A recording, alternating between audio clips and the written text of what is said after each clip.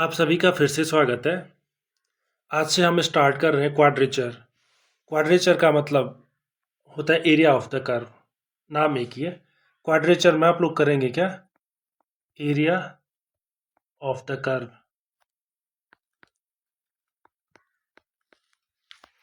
तो हमने curve tracing में कई कर्व्स को ट्रेस किया है।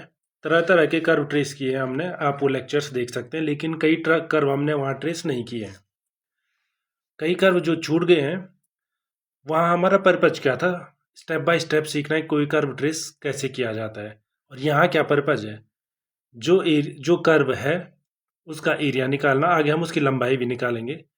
तो जो वहाँ छूट गए थे वो यहाँ कवर खुद ब खुद हो जाएंगे, क्योंकि वहाँ हमारा पर्पज क्या था? स्टेप बाय स्टेप सीखना। यहाँ है यूज अप्लाई करना। तो स्टेप बाय स्टेप सीखने में कुछ एग्जाम्पल हमने दिए, कई नहीं दिए। तो जो हो गए हैं तो अच्छा है। अब उस स्टेप बाय स्टेप को हम यहाँ के कर्व पे लगाएंगे और जो नई चीज़ें होंगी धीरे धीरे उनको जोड़ते रहेंगे। तो सबसे पहले क्वाड्रेचर है क्या? The process of finding the area of any bounded portion of A curve. Area of the curve मैंने आसान शब्दों में लिख लिया है। तो क्वाड्रेचर किसको बोलते हैं? करना क्या है आपको? करना वही है, एरियाज ऑफ कर्व ही निकालना है। प्रकार बोलते किसको है? Finding the area of any bounded portion of A curve. तो आपको पहले से ही पता है, ये आपने क्लास 12th में पढ़ा होगा कि मान के चलो ये एक्स एक्सिस है और एक वाई एक्सिस है। तो ये हमारा एक्सिस सिस्टम हो गया और कोई कर्व मान के चलो इस तरह से जाता है। तो इसका ए से बी के बीच एरिया कितना होगा? मान के चलो ये पॉइंट ए है और ये पॉइंट बी है, कर्व एफ एक्स है। तो हमें पहले से ही पता है जो ये एरिया होता है वो होता है integration a to b f x d x या वाई डी एक्स जो का है। तो हमें क्या करना है? कर्व हमें गिवन होगा, हमें उसका एरिया निकालना है। तो क्लास 12th में हमने निकाला है, इसी फॉर्मूले से निकाला है, इस बार में हम इसी फॉर्मूले से निकालेंगे। तो डिफरेंट क्या होगा? डिफरेंट इस बार ये होने वाला है कि जो कर्व थे वहाँ पे सिंपल थे, यहाँ पे जो कर्व होंगे वो कुछ सिंपल से थोड़ा हाई मॉडरेट होंगे और कई बहुत ही ज़्यादा चैलेंजिंग होंगे। इतना आसान नहीं होंगे उन चैलेंजिंग कर्व को ट्रेस करना और उनका एरिया निकालना। तो फॉर्मूला बड़ा आसान है, होता यही है, लेकिन कर्व नए हैं। तो स्टार्ट करते हैं। पहला example, find the area, find the area of the loop of the curve. इसकी जो लूप है उसका एरिया निकालना है। अच्छा, कर्व की equation a y square equal to x square. पहले तो अब आपको गैस मारना चाहिए, लॉजिक से बताइए इसकी लूप किधर होगी। क्या गैस मार पा रहे हैं हम? मार पा, क्योंकि यहाँ स्टेप बाय स्टेप नहीं करेंगे हम कि ये चेक करो। अभी कुछ कर्व मैं करूँगा, कुछ कर्व मैं स्टेप बाय स्टेप ट्रेस करना मैं बताऊँगा। जैसे पहले मैं तो बताऊँगा, उसके बाद सीधे गैस मार के बताना इसकी कहाँ लूप है और सीधे वो लूप कैसी है उसका एरिया निकालना है। पर अगर आपको किसी भी एग्जाम में इंटीग्रल कैलकुलस का इस टाइप का क्वेश्चन पूछा जाता है कि find area of the curve, तो आप हमेशा फिगर जरूर बनाएं। फिगर जरूर बनाएं, वो दिखता कैसा है, ये कंपलसरी। वैसे पूछा तो नहीं गया है, लेकिन फिर भी करना है, इससे ज़्यादा अच्छा रहता, पता रहता है कि आप अच्छे से समझ गए हैं। तो सबसे पहले तो इसकी ट्रेसिंग करनी पड़ेगी, नहीं तो हमें पता ही नहीं इसका लूप किधर है। और वैसे अगर आपने कर्व ट्रेसिंग अच्छे से पढ़ा है तो क्या आप गैस मार सकते हैं इसकी लूप किधर होनी चाहिए? क्योंकि लूप तो होगी होगी इस कर्व में, जब पूछा गया है होनी तो चाहिए लूप। तो कहाँ होगी? सबसे पहले मैंने आपको बताया था, पहला स्टेप आप जल्दी से इस कर्व की सिमेट्री टेस्ट कर लीजिए। सिमेट्री, तो यहाँ फिर से कर्व ट्रेसिंग रिपीट होता रहेगा, क्योंकि कर्व ट्रेसिंग में कई इंपॉर्टेंट कर्व हैं जो मैंने अभी बोला, जैसे सिसॉइड है या लेमनिस्केट है। ऐसे कई कर्व हैं जो हमने ट्रेस नहीं किए। यहाँ जैसे जैसे वो आते रहेंगे हम उनको भी ट्रेस करेंगे और कुछ नई चीज़ होगी तो उसको भी ला देंगे। तो सिमेट्री क्या है? तो सिमेट्री आप जल्दी से टेस्ट कर सकते हैं। The curve is symmetrical about x axis.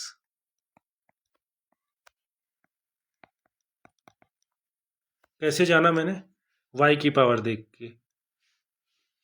ये y की जो पावर है वो एक इवन नंबर है। एक्स की पावर यहाँ पे तो इवन है, लेकिन एक ये भी तो है, इसलिए ऑड नंबर है। तो वाई की जब इवन पावर होती है तो एक्स एक्सिस के अबाउट, और ऐसे एक्स की होती तो वाई के अबाउट। सिमेट्री के बाद आप जल्दी से टेस्ट कीजिए क्या ये ओरिजिन से पास होता है, तो आप देख सकते हैं कि होता है। ओरिजिन से पास होने का मतलब सिंपली यही है, क्या x equal to zero, y equal to zero curve की क्वेश्चन को सेटिस्फाई करता है या नहीं, तो यस है ओरिजिन से। तो टेंजेंट क्या होगा, तो टेंजेंट में हमने डिटेल में स्टडी कर रखी है, ओरिजिन पे टेंजेंट कैसे निकालते हैं। Lowest degree term equal to zero, equate कैसे, equate lowest degree terms, lowest degree, short में लिख रहा हूं मैं टर्म क्योंकि हमने कर्व ट्रेसिंग में अच्छे से पढ़ लिया है, equate lowest degree term to zero. तो लोएस्ट डिग्री टर्म क्या है, एक्स क्यूब तो 3 डिग्री का हो जाएगा एक्स स्क्वायर, लेकिन ए वाई स्क्वायर 2 डिग्री का है, ए एक्स स्क्वायर भी 2 डिग्री का है, और ए कैंसिल हो जाएगा, तो हमें मिलेगा y square minus x square equal to zero. ये हम अच्छे से डिस्कस कर चुके हैं, लेकिन फिर भी वाई इक्वल टू, थोड़ा एक क्विक रिकैप, दो टेंजेंट है, इसका मतलब ओरिजिन एक नोड है। नोड, नोड का मतलब ऐसा दिखेगा, वो ओरिजिन कुछ कुछ ऐसा पैना होता रहेगा, ऐसा आएगा, कुछ कुछ नज़दीक आते रहेंगे, मतलब लूप इतना पक्का है हमारा, कुछ कुछ ऐसा ही होने वाला है अब। ओरिजिन नोड है, कई तरीके से हो सकती है, जरूर नहीं, ऐसे में भी हो सकती है, ऐसे में भी हो सकती है, लेकिन नोड कुछ कुछ ऐसे दिखती है। नोड का मतलब है दो टेंजेंट होते हैं एक पॉइंट पे और डिस्टिंक्ट होते हैं। तो मल्टीपल पॉइंट वाला लेक्चर आप जरूर देख लीजिए, वहाँ डिटेल में डिस्कस किया है। कस्प भी हो सकता था, कुछ और भी हो सकता था, लेकिन यहाँ पे नोड है, तो हम आगे बढ़ सकते हैं। तीसरा, क्या इसका कोई इंटरसेप्ट है। इंटरसेप्ट मतलब क्या ये एक्सिस को मिलता है क्या कहीं पे, क्विक चेक कर लीजिए इंटरसेप्ट का, क्या ये कोऑर्डिनेट एक्सिस को कहीं पे मिल रहा है क्या, एक्स एक्सिस को कहाँ पे मिल रहा है, वाई एक्सिस को कहाँ पे मिल रहा है। तो आप सबसे पहले वाई इक्वल टू जीरो रख लो जानने के लिए, इक्वेशन ही आपके सामने है। तो जैसे वाई जीरो रखोगे तो एक्स की दो वैल्यू आ जाएंगी, एक्स जीरो भी होगा, एक्स स्क्वायर जीरो होगा, और एक्स इक्वल टू ए होगा। वैसे तीन वैल्यू है लेकिन दो कोइंसिडेंट है, तो उस पर ध्यान मत दीजिए, जीरो है, बस यही उसका लूप है, खुद पता चल गया। ये दो बार कोऑर्डिनेट एक्सिस को मिल रहा है, ओरिजिन पे नोड है, और दो बार यहाँ पे मिल रहा है, तो यहीं पे लूप होना चाहिए। ऐसा भी तो हो सकता है कि एक्स जो है ए से बड़ा हो, थोड़ा सोच सोच सकते हैं ना हम इसके बारे में, कंफर्म करने के लिए कि है ये लूप की नहीं है। एक्स अगर ए से बड़ा हो गया तो ए माइनस एक्स जब भी नेगेटिव होगा, जैसे एक्स ए से बड़ा हो गया तो ये पूरी quantity right hand side negative हो जाएगी, और वाई की कोई वैल्यू नहीं होगी। इसका मतलब ये curve x equal to a से दूर आगे कभी नहीं जाएगा, x equal to a point तो होगा, लेकिन उससे आगे कभी नहीं जाएगा, और ठीक जैसे एक्स इक्वल टू ए है कर्व की वैल्यू जीरो हो जाएगी। ठीक है, तो ऐसे आप देख सकते हैं, इन दोनों को एक साथ रखिए, जीरो जीरो मतलब ओरिजिन, और ए जीरो, ये दो पॉइंट ऐसे हैं जो कर्व पे लाई करते हैं, और if x greater than A, why does not exist, does not exist, simply मतलब एक्स इक्वल टू ए से बाहर जाने की जरूरत ही नहीं है। आगे बढ़ सकते हैं, एक्स आप जीरो से इनफाइनाइट ले सकते हैं, लेकिन उधर वाई नहीं होगा, लेकिन जीरो टू माइनस इनफाइनाइट ले सकते हैं। तो आप देख सकते हैं जैसे जैसे पॉजिटिव एक की तो बात नहीं है, लेकिन नेगेटिव साइड देख लीजिए, निगेटिव कितना भी कर दो, ये इक्वेशन यहाँ पे है, एक्स जितना भी आप निगेटिव करते रहोगे कोई फर्क नहीं पड़ेगा, ए माइनस एक्स है वो पॉजिटिव हो जाएगा, और एक्स जैसे जैसे इनफाइनाइट की ओर टेंड करेगा, वाई भी इनफाइनाइट की ओर टेंड करेगा, मतलब हमेशा इंक्रीजिंग है, मतलब वहाँ तो लूप बनने के कोई चांस नहीं है अब, है ना। एक्स अगर माइनस हो जाता है तो कभी लूप नहीं बनेगा, क्योंकि एक्स भी बढ़ रहा है वाई भी बढ़ रहा है, लूप बनने के लिए उससे क्लोज होना पड़ेगा। तो पॉसिबिलिटी क्या है, पॉसिबिलिटी है इसकी लूप जीरो से ए के बीच में है, यहाँ पे, यहाँ पे ये लूप बना सकता है, नहीं तो कभी बनाएगा ही नहीं।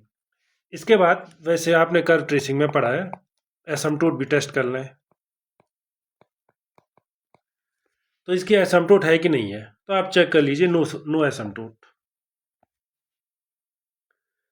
और लूप कहाँ बना, 0 to a के बीच। पर हमें कर्व ट्रेसिंग से मिला क्या, अब आप देख लीजिए। और सिमेट्री भी एक्स एक्सिस के अराउंड, ध्यान रखना एक्स एक्सिस के ऊपर वैसे, नीचे भी वैसे, और लूप भी है, 0 पे भी मिलता है, ए पे भी मिलता है। तो आप एक बार कर्व का शेप बना दीजिए, मैं यहाँ पे बनाने की कोशिश करता हूँ। ये एक एक्सिस हो गई, वर्टिकल लाइन, हॉरिजॉन्टल लाइन।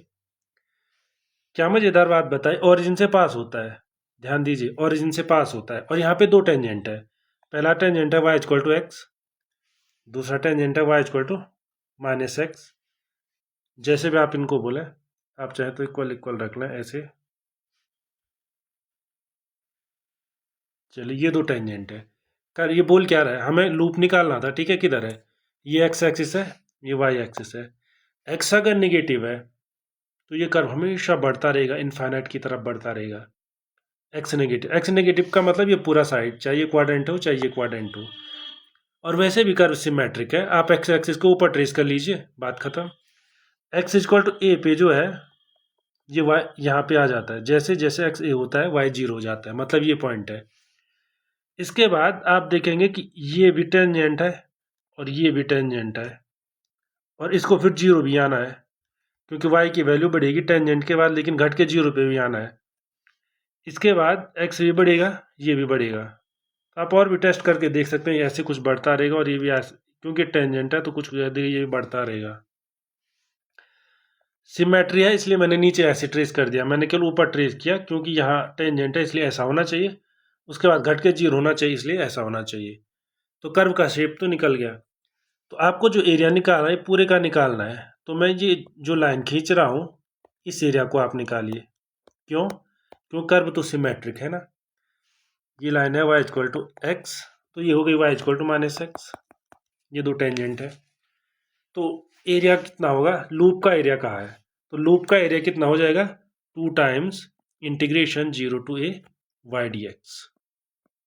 बस इतना ही है, इससे आगे तो बहुत सिंपल है। बहुत सिंपल तो नहीं होने वाला है, क्योंकि मैंने जब बीटा एन गामा फंक्शन बताया था तो मैंने उसी दिन बता दिया था। बीटा एन गामा फंक्शन अच्छे से याद कर लीजिए, फॉर्मूले याद कर लीजिए पिछले लेक्चर्स में, क्योंकि क्वाड्रेचर में भी काम आएंगे, रेक्टिफिकेशन में भी काम आएंगे, और आगे का भी आप प्रोबेबिलिटी या कुछ और कोर्स करेंगे वहाँ भी बहुत हेल्पफुल होंगे, और ये वॉल्यूम में निकालते समय भी काम आएंगे। तो एरिया इतना है, बड़ा आसान है, तो निकालिए एरिया। एरिया कितना हो जाए, 2 टाइम्स क्यों किया, क्योंकि सिमेट्रिक है तो मुझे केवल ऊपर का चाहिए। तो बेसिकली ये एरिया क्या है, कर्व और एक्स एक्सिस के बीच का बाउंडेड एरिया है।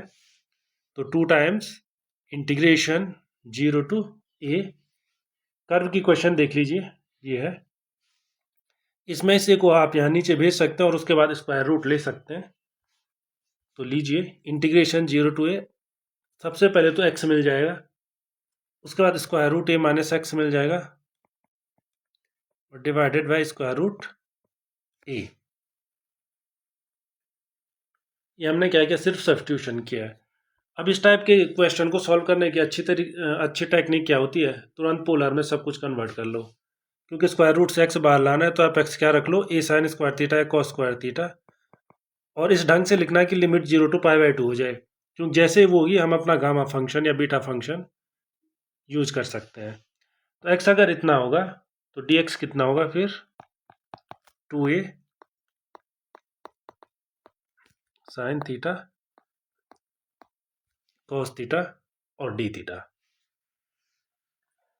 तो कर्व की क्वेश्चन कितनी आ जाएगी, इंटीग्रेशन टू 0 to, जब x 0 है साइन थीटा 0 हो जाएगा, थीटा 0 हो जाएगा, लेकिन जब x a है आप लिमिट भी जरूर, जब भी आप कोई भी ट्रांसफॉर्मेशन करते हैं, कोई भी सब्स्टिट्यूशन करते हैं, लिमिट जरूर टेस्ट कीजिए।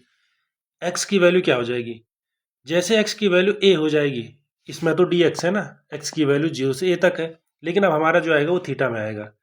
तो x जैसे a हो जाएगा तो आपके पास कितना हो जाएगा, a equal to a sine square theta mean sine square theta equal to 1 mean sine theta equal to 1, और वो तभी होता है जब π/2 होता है।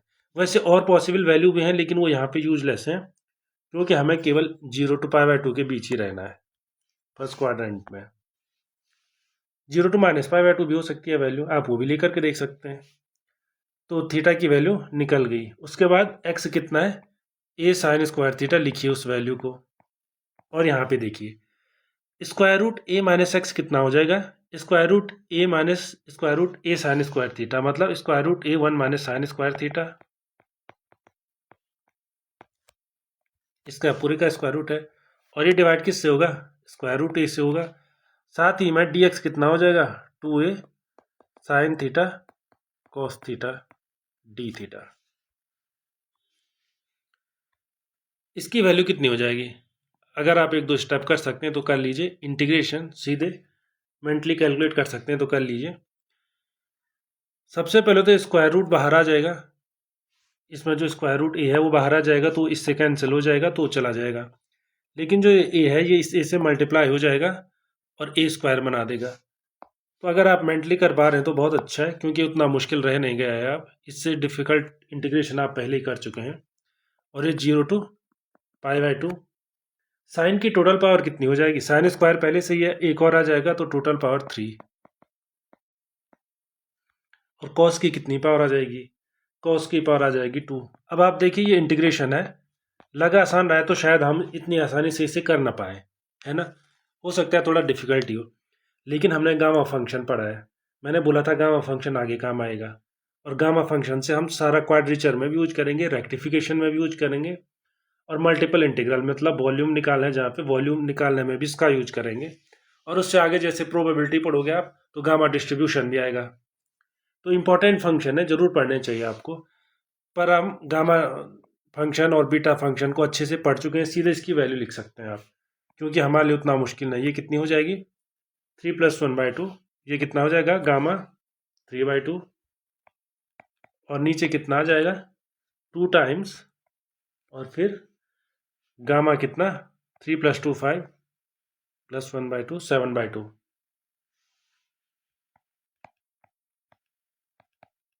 और कहाँ से आया है ये सिंपली बीटा और गामा फंक्शन से आया है। आपको याद होगा, नहीं याद है तो पिछला देख लीजिए। अब इसकी वैल्यू गामा 2 की वैल्यू कितनी होती है? सारी वैल्यू हमको पता ही है। तो जो फाइनल आंसर है वो कितना है? 4a²। गामा 2 की वैल्यू हो गई 1। 3/2 की वैल्यू हो गई 1/2 into gamma 1/2 means square root of pi. उसके बाद 2 टाइम्स 7/2। 7/2 क्या हो जाएगा? लगातार रिड्यूस होता रहेगा गामा के फॉर्मूले से। सबसे पहले 5/2 होगा, फिर 3/2 हो जाएगा, और 3/2 के बाद कितना हो जाएगा? 1/2। और 1/2 के बाद फिर से स्क्वायर रूट पाई, जो गामा 1/2 स्क्वायर रूट पाई। तो फाइनल आंसर कितना आ जाएगा? 8/15 a²। और अगर आप समझे नहीं तो आप बीटा देख लीजिए, गामा फंक्शन की वैल्यू इनके टर्म में कितनी होती है। Integration 0 to π/2 sine to the power m theta cos to the power n theta d theta. तो उसी फॉर्मूले का हमने यहाँ पे यूज किया है। ठीक है, आगे बढ़िए।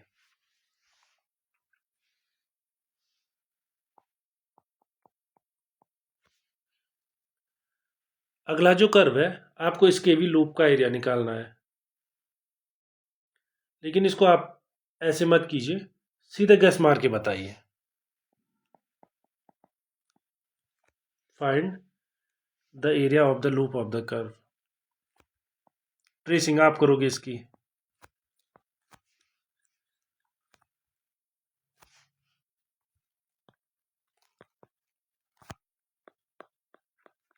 Loop of the curve. Curve क्या है?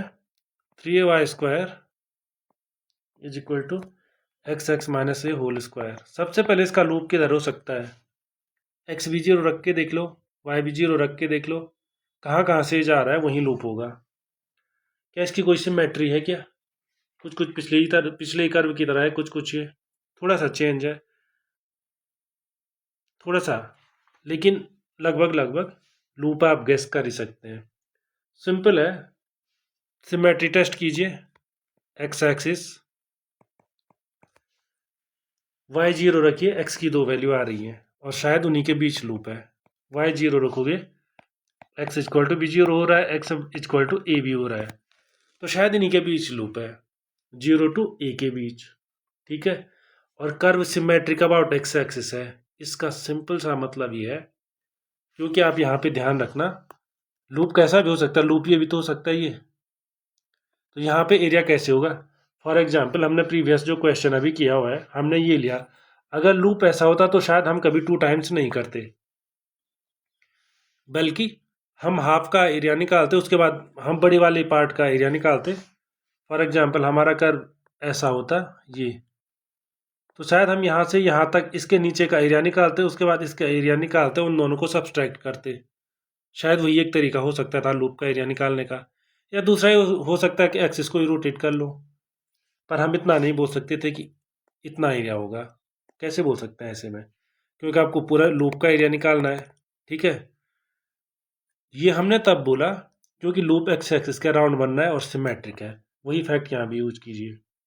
ये कर्व सिमेट्रिक है और लूप भी है इसमें, और x इक्वल टू जी और 0 और x इक्वल टू ए के बीच ही लूप होना चाहिए इसका। दूसरी कोई पॉसिबिलिटी अगल बगल दिख नहीं रही है। तो जब ये लूप है तो एरिया देखिए, क्योंकि आपने सिमेट्री के कारण 0 टू ए तक किया हुआ है, और क्या होगा फिर y dx। तो अब आप तरह तरह के लॉजिक यूज कीजिए और देखिए कर्व किधर लाई करता है किधर लाई नहीं करता है, वो सारा मैं आपके लिए छोड़ दे रहा हूँ। मैं जो करने वाला हूँ वो क्या है, इसकी वैल्यू कितनी आ जाएगी, integration 0 to a, y d x कितना हो जाएगा, a minus x square root x divide by square root of 3a। कहाँ से आया, y की वैल्यू हमें यहाँ से मिल जाएगी। पॉजिटिव भी मिलेगी नेगेटिव भी मिलेगी, आप एक ले लीजिए।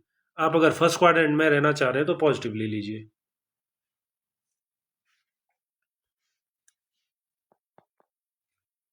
Two times square root 3a constant. ये इंटीग्रेशन कुछ ज़्यादा मुश्किल है नहीं, इंटीग्रेशन 0 टू a, ध्यान दीजिए पहला वाला कितना है, a into x to the power 1/2 minus, उसके बाद कितना आ जाएगा, x मल्टीप्लाई हो जाएगा x टू द पावर 3/2। बस इसी का इंटीग्रेशन करना है dx। वो कांस्टेंट बाहर जा चुका है, तो कोई मुश्किल इंटीग्रेशन नहीं है, ये सिंपल इंटीग्रेशन फॉर्मूले से ही हो जाएगा। आप इसे कर सकते हैं क्योंकि इससे डिफिकल्ट क्वेश्चन आप पहले ही कर चुके हैं। मैं फिर से थोड़ा डिफिकल्ट क्वेश्चन करने की कोशिश करता हूँ जिसमें थोड़ा एक्स्ट्रा लॉजिक आपको यूज करने होंगे। करना वही है, फाइंड, जरूरी नहीं हर क्वेश्चन में find area of the loop ही आए, अलग अलग क्वेश्चन में अलग अलग चीज़ें हो सकती हैं। ठीक है, हमारे वाले केस में अभी फिलहाल लूप है, आगे और कर्व आएंगे। Find area of the loop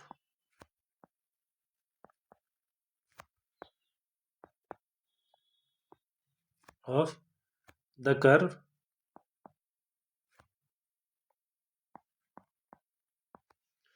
curve की क्वेश्चन क्या है, x y square plus x plus a whole square और उसके बाद x plus 2a equal to 0। अभी थोड़ा देख लिए, पहले पता चल जाए लूप कहाँ कहाँ है, इसके सिमेट्री वगैरह क्या है। हो सकता है दो दो लूप निकल जाए इसके, क्योंकि हमने पोलर में देखा हुआ है जैसे साइन एन थीटा होता है। तो सबसे पहले तो ट्रेसिंग कीजिए और दिखाइए कर्व दिखता कैसा है और आपने किस वाले लूप का एरिया निकाला हुआ है। तो इस कर्व की वैसे एक ही लूप होती है, लेकिन चलो स्टेप बाय स्टेप बढ़ते हैं। पहले सबसे पहले आप क्या टेस्ट करोगे, सिमेट्री। एक्स एक्सिस कैसे पता चला, y की पावर देखते ही।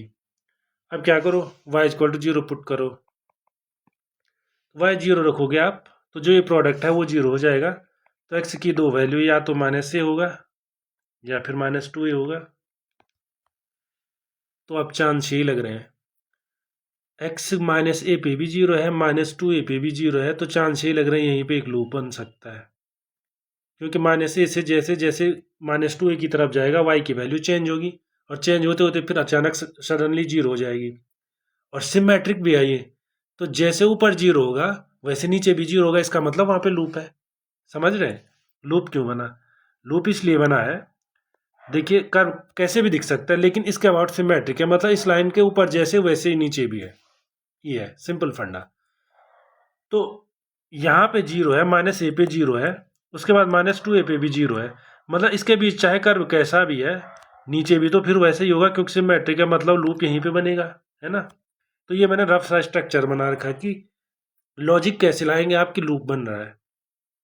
तो लूप का लॉजिक हमने दो फैक्ट एक साथ रखे कि जैसे एक्स एक्सिस के ऊपर वैसे नीचे, और एक्स एक्सिस को दो पॉइंट में मिल रहा है, यहाँ पे मिल रहा है, यहाँ पे मिल रहा है, तो यहाँ से यहाँ तो जाएगा ही ना, क्यों कंटिन्यूअस कर्व है, तो जैसे ऊपर गया फिर नीचे भी जाएगा। और ऐसे ही वाई एक्सिस के अबाउट भी लूप हो सकता है, उसके लिए कर्व को सिमेट्रिक उस तरीके से होना पड़ेगा, एक्स एक्सिस के बजाय वाई एक्सिस के अराउंड होना पड़ेगा, और दो बार अगर मिल जाता है वो तो लूप वहाँ हो जाएगा।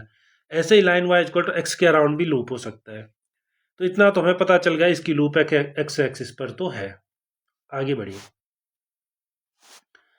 हमें लूप ऑफ एरिया का निकालना है, तो ये कर्व दिखेगा कैसे, आप उसको जिस भी रूल से निकालना चाहे आप इसको ट्रेस कर सकते हैं, लेकिन हमारा मेन पर्पज क्या था, हमारा मेन पर्पज इसका एरिया निकालना था लूप का, और हमें पता चल चुका है लूप कहाँ पे है।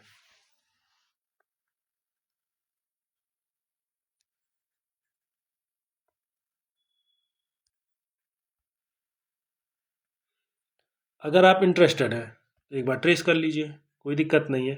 ट्रेस करते आपको कर्व का शेप पता चल जाएगा और आपकी कर्व ट्रेसिंग की प्रैक्टिस भी हो जाएगी। नहीं तो सीधे अगर आप कर सकते हैं तो सीधे लूप ही निकाल दीजिए।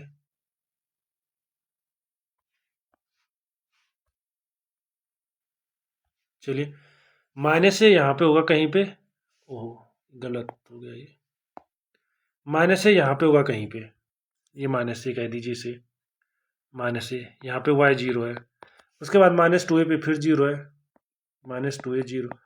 और आप टेस्ट करके देख सकते हैं, आप माइनस टू ए से पीछे भी जाइए, जैसे मैंने पिछले कर्व में किया था, एक्स अगर माइनस टू ए से और ज़्यादा पीछे जाता है तो वाई की कोई वैल्यू नहीं मिलेगी, क्योंकि वाई स्क्वायर है वहाँ पे, वाई स्क्वायर है और एक्स प्लस टू ए है जो इक्वेशन है, ये देख लीजिए। अगर ये क्वांटिटी तो पॉजिटिव ही रहेगी हमेशा, लेकिन अगर ये क्वांटिटी नेगेटिव हो गई, just in case x to a हो गया, माइनस टू ए हो गया तो जीरो हो गया, माइनस थ्री हो गया जैसे, तो एक्स जैसे ही माइनस थ्री होगा तो ये क्वांटिटी, ये भी निगेटिव है, लेकिन जैसे राइट हैंड साइड जाएगा ये पॉजिटिव हो जाएगा, तो वाई स्क्वायर नेगेटिव हो जाएगा। तो इसकी लूप होगी यहाँ पे, और आप इसे ट्रेस करके देख सकते हैं, ये कुछ कुछ ऐसा दिखेगा और यहाँ से यूँ दिखेगा। इससे आगे आप खुद ट्रेस करके देख लीजिए, ये ऐसा दिखेगा, और नीचे अगर आपको पूरी ट्रेसिंग देखनी है इसकी तो ये ऐसे दिखेगा, आप ट्रेस कर सकते हैं इसको। ठीक है, इसके एसिम्पटोट वगैरह सब कुछ निकाल के। तो सिमेट्रिक है इसलिए आप केवल एक पार्ट का एरिया निकालोगे, इसलिए रिक्वायर्ड एरिया जो होगा वो 2 टाइम्स इसका होगा, लेकिन वो निकालना थोड़ा मुश्किल हो सकता है। क्यों? बड़ा आसान है, इंटीग्रेट माइनस ए से माइनस टू ए तक कर लो, लेकिन आप फंस जाओगे उसमें, क्योंकि वहाँ पे आपको गामा फंक्शन बचाने नहीं आएगा। अभी हमने जो इंटीग्रेशन किया ना उसमें सीधे जीरो टू ए कर दिया, वो हमने इसलिए किया क्योंकि वहाँ पे बचाने वाला गामा फंक्शन था, जैसे जीरो टू ए को हम ट्रांसफॉर्म करेंगे वो zero to pi by two हो जाएगा, लेकिन यहाँ पे सीधे नहीं भी हो सकता है। इसलिए आप एक छोटा सा काम कर लीजिए, आप ऐसा कर लीजिए, इस लूप का एरिया निकालने के लिए थोड़ा शिफ्टिंग कर दीजिए एरिया की, shift origin to the left,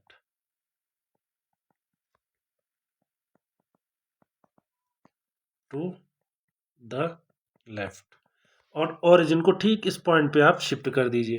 तो शिफ्ट करोगे का मतलब क्या हो गया, इसको मैं कॉपी कर लेता हूँ और यहाँ पे पेस्ट कर लेते हैं, ये लो, अब एक्सिस यहाँ आ चुकी है, ये है ध्यान देने वाली बात ये है। अब ओरिजिन यहाँ पे आ चुकी है, पुरानी ओरिजिन यहाँ पे थी, नई वाली ओरिजिन अब यहाँ पे आ चुकी है। तो कुछ चीज़ें बदल जाएंगी, कुछ चीज़ें नहीं बदलेंगी। क्या चीज़ें बदलेगी? कर्व की इक्वेशन बदल जाएगी। पहले देखने वाला यहाँ पे था तो ऐसे दिखता था, अब देखने वाला इधर आ गया तो थोड़ा हटके दिखेगा ना उसे, जैसे नज़दीक आ गया दूर आ गया अंतर तो रहेगा। कोई यहाँ से देखने वाला है तो उसको लूप दाईं साइड दिखेगा, कोई यहाँ से देख रहा है तो लूप लेफ्ट साइड दिखेगा। लेकिन जो चीज़ नहीं बदलती है उनमें से हमारे ये टॉपिक्स हैं जो हम इंटीग्रल कैलकुलस में कवर कर रहे हैं। जैसे पहली चीज़ क्वाड्रेचर, एरिया निकाल रहे हैं, एरिया चेंज नहीं होगा, एरिया उसका उतना ही रहेगा, आपको छोटा बड़ा दिखेगा लेकिन एरिया रहेगा उतना ही। दूसरा, उसकी लेंथ उतनी ही रहेगी, ओरिजिन को कहीं भी शिफ्ट कर लो आप उसका एरिया नहीं बदलेगा, लेंथ भी नहीं बदलेगी, और उसको रोटेट करके जो वॉल्यूम बनाओगे वो भी चेंज नहीं होगा। तो ये चीज़ें इनवेरिएंट है इसलिए कोई प्रॉब्लम नहीं है, लेकिन कर्व की इक्वेशन इनवेरिएंट नहीं है, वो चेंज हो जाएगी। तो कर्व की इक्वेशन क्या हो जाएगी? एक्स माइनस ए, क्योंकि आप माइनस ए पे शिफ्ट कर रहे हैं, एक्स माइनस ए होल स्क्वायर है, एक्स माइनस ए हो जाएगा और उसके साथ वाई स्क्वायर, क्योंकि एक्स वाई स्क्वायर था तो एक्स की जगह पे आपने एक्स माइनस ए रख लिया। फिर आपने क्या किया, एक्स प्लस ए था पर एक्स की जगह एक्स माइनस ए रख दिया आपने, तो एक्स माइनस ए प्लस ए कितना हो गया, एक्स स्क्वायर। उसके बाद एक्स प्लस टू ए है और आपने एक्स की जगह पे कितना रख लिया, एक्स माइनस ए, तो एक एक को तो वो कैंसिल कर ही देगा, माइनस टू है और एक ही रह जाएगा यहाँ पे, एक्स प्लस ए, और ये होगा इक्वल टू 0। यही कर, अब थोड़ा आप चेंज कर सकते हैं, y square a minus, sorry y square x minus a होना चाहिए ना कि ए माइनस एक्स, इसको थोड़ा करेक्ट कर लेते हैं, y square x minus a plus x square x plus a equal to 0, या y square is equal to x square a plus x या एक्स प्लस ए, जो भी आप लिखो, डिवाइडेड बाई, मैंने पॉजिटिव साइन लिया हुआ है इसलिए एक्स माइनस ए को ए माइनस एक्स लिख सकते हैं आप। शिफ्टिंग से क्या होगा, इक्वेशन चेंज होगा पर इसका शेप नहीं चेंज होगा और नहीं इसका एरिया चेंज होगा। अब मज़ेदार बात है, आपको क्या निकालना है, एरिया 2 टाइम्स होगा, रिक्वायर्ड एरिया कितना होगा, 2 टाइम्स इसलिए होगा क्योंकि सिमेट्रिक है, 2 times integration minus a to 0, minus a to 0 क्यों, क्योंकि नई ऑरिजिन ही है और कर्व की लूप यहाँ से स्टार्ट है, ये माइनस ए पे था, ये माइनस टू ए पे था, तो अब माइनस टू ए माइनस ए डिस्टेंस रह गया है क्योंकि ये लाइन यहाँ शिफ्ट कर लिया हमने, तो एरिया माइनस ए टू 0। उसके बाद कितना, इंटीग्रेशन आप पूरे का निकाल सकते हैं वाई डी एक्स,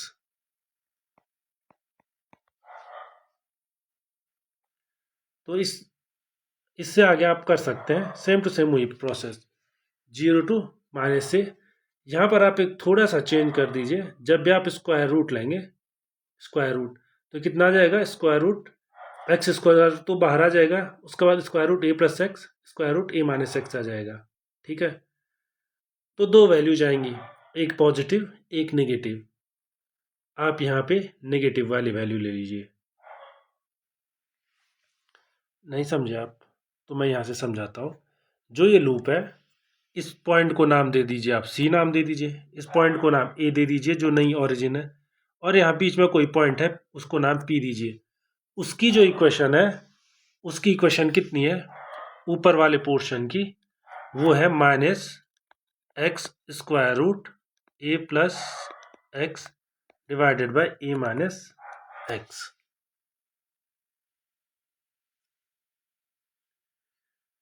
ये उसकी इक्वेशन आ जाएगी, ठीक है। और नीचे वाले के लिए दूसरा साइन ले लीजिए और आप इसका इंटीग्रेशन कीजिए, integration minus a to 0 minus x. यहाँ पे एक डाउट आ सकता है, अगर वैसे तो क्लियर हो ही गया होगा, मैंने माइनस साइन क्यों लिया, क्यों है माइनस, वो सिंपली इसलिए है, इसको एक बार मैं बंद कर लेता हूँ, इसके लिए आपको कर्व ट्रेसिंग आनी चाहिए, कर्व ट्रेस कर लिया, इस वाले पोर्शन में एक्स निगेटिव है, ये ऊपर वाले पोर्शन में जो जिससे मैं लगातार कलरिंग कर रहा हूँ, जिसका एरिया मैं निकाल रहा हूँ, इसके लिए एक्स निगेटिव पर वाई तो पॉजिटिव है ना, वाई पॉजिटिव है, तो जब भी मैं एक्स की कोई नेगेटिव वैल्यू रखूंगा वाई की पॉजिटिव मिलनी चाहिए। ये तभी हो सकता है जबकि इस इक्वेशन के बाहर में माइनस लगाऊं, अगर मैं प्लस लगाऊं तो एक्स नेगेटिव होगा, वाई भी नेगेटिव हो जाएगा, जो कि गलत है। करेक्ट लॉजिक क्या है, एक्स नेगेटिव तो दोनों के लिए है, लेकिन ऊपर वाले के लिए वाई पॉजिटिव है, नीचे वाले के लिए वाई नेगेटिव है, एक्स की सेम वैल्यू है, एक्स नेगेटिव ही है, -1 है या -2 है, एक्स नेगेटिव ही है, लेकिन वाई पॉजिटिव भी है नेगेटिव भी है, पॉजिटिव वाई ऊपर वाले के लिए होगा, नेगेटिव वाई नीचे वाले के लिए होगा। तो इस वाले कर्व में इसलिए यहाँ पे मैंने नेगेटिव लिया हुआ है, क्योंकि अगर मैं एक नेगेटिव साइन लगा के रखूँगा तो जैसे एक्स नेगेटिव होगा वाई पॉजिटिव हो जाएगा, और अगर मैं ये साइन नहीं लूँ, पॉजिटिव साइन लूँ, तो जैसे एक्स नेगेटिव होगा वाई भी नेगेटिव हो जाएगा, तो वो नीचे वाला पोर्शन हो जाएगा, मैंने ऊपर वाला पोर्शन लिया है। तो इसका जस्टिफिकेशन आप समझ ही गए होंगे। तो आगे बढ़िए, integration 2 times integration minus a to 0 minus x a plus x to the power 1/2 आप चाहें तो स्क्वायर रूट हटा सकते हैं। सबसे अच्छा ये रहेगा, इसको हटाना स्टार्ट कर दीजिए, ए प्लस एक्स ही रहने दीजिए और नीचे कर दीजिए स्क्वायर रूट ए स्क्वायर माइनस एक्स स्क्वायर और डी एक्स। क्यों किया, कैसे हुआ ये? मैंने square root a plus x से ऊपर भी मल्टीप्लाई कर लिया, नीचे भी मल्टीप्लाई कर दिया, तो ऊपर का स्क्वायर रूट हट गया और नीचे हमको ये मिल जाएगा। ठीक है, इसके बाद क्या करेंगे, इसके बाद जो ट्रिक थी हमारी वो गामा फंक्शन को लाने की थी, तो ला सकते हैं। एक्स की जगह पे आप क्या रख लो, ए साइन थीटा रख लो। एक्स होता है माइनस ए साइन थीटा कर दो। क्यों कर लो, क्योंकि माइनस ए, ये है माइनस ए, हमें 0 to π/2 चाहिए, तो माइनस ए लूंगा मैं। तो जैसे ही एक्स माइनस ए हो जाएगा, माइनस ए को कैंसिल कर लेगा और साइन थीटा 1 हो जाएगा। तो मतलब साइन थीटा कितना हो जाएगा, 1 थीटा हो जाएगा π/2 और ये हो जाएगा 0। अब माइनस एक्स था तो मैंने पहले स्मार्टली माइनस ए ले रखा है, तो माइनस माइनस से एक दूसरे को हटा करके ए साइन थीटा कर लेंगे। उसके बाद ए माइनस साइन थीटा डिवाइड किससे कर लेंगे आप, ए कॉस थीटा। सीधे लिख सकते हैं क्योंकि उतना मुश्किल लॉजिक है नहीं, ए कॉस थीटा से, क्योंकि a square minus a square sine square theta cos square theta. D x कितना होगा, डी एक्स फिर से minus a cos theta d theta. और ये फिर से जो है बीटा एंड गामा फंक्शन का क्वेश्चन बन चुका है, स्पेशली गामा फंक्शन का क्वेश्चन बन चुका है। इसे आप बड़ी आसानी से कर सकते हैं। जो चीज़ कैंसिल हो रही है उसे कैंसिल कर लीजिए, जो चीज़ बच रही है उसे बचा के रखिए। इंटीग्रेशन मेरे हिसाब से -2 को बाहर भेज दीजिए। ए से ए कट रहा है लेकिन फिर भी ए बच रहा है, तो 2a स्क्वायर हो गया। और उसके बाद इंटीग्रेशन π/2 to 0 तो रहेगा ही रहेगा, तो वो हो जाएगा sine theta minus sine square theta.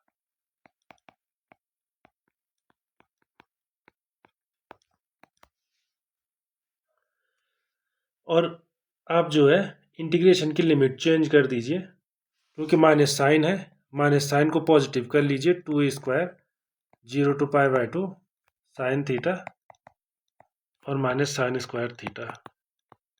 और इससे कॉम्प्लिकेटेड इंटीग्रल हमें आते हैं करने गामा फंक्शन से। और भी तरीके हो सकते हैं, क्योंकि 0 to π/2 साइन थीटा निकालना बड़ा आसान है, साइन स्क्वायर थीटा निकालना भी बड़ा आसान है, क्योंकि आप उससे फिर π/2 माइनस थीटा लिख सकते हैं, तो कॉस स्क्वायर थीटा हो जाता है। और साइन स्क्वायर आई अगर आप इसको मान के चलें, एक तरीका आपने जो इंटरमीडिएट में पढ़ा होगा, मैं क्विक रिकैप दे रहा हूँ उसका, वैसे आपको आता होगा ये करना, नहीं आता है तो आपने ये पढ़ा होगा। ठीक, अब क्या होता है, आप साइन थीटा की जगह पे क्या लिख सकते हैं, π/2 माइनस थीटा, तो हो जाता है 0 to π/2 कॉस स्क्वायर थीटा। इसलिए 2i इक्वल टू, जैसे आप इन दोनों का सम करते हैं, i प्लस आई 2i हो जाता है, i प्लस आई 2i, और राइट हैंड साइड कितना हो जाता है, integration 0 to π/2 sine square theta plus cos square theta 1 d theta. तो आंसर π/4। एक तरीका तो वो है। दूसरा तरीका, आपको कोई और तरीका आता है उससे कर लीजिए। तीसरा तरीका, गामा फंक्शन तो हमेशा है हमारे पास, गामा फंक्शन का यूज कर लीजिए। तो जो आपको अच्छा लगे, इसकी वैल्यू कितनी आ जाएगी, 2a square sine theta, integration sine theta 0 to π/2 1 रहता है, कोई भी मेथड यूज कर लीजिए, और माइनस π/4 और छोड़ दीजिए यहीं पे।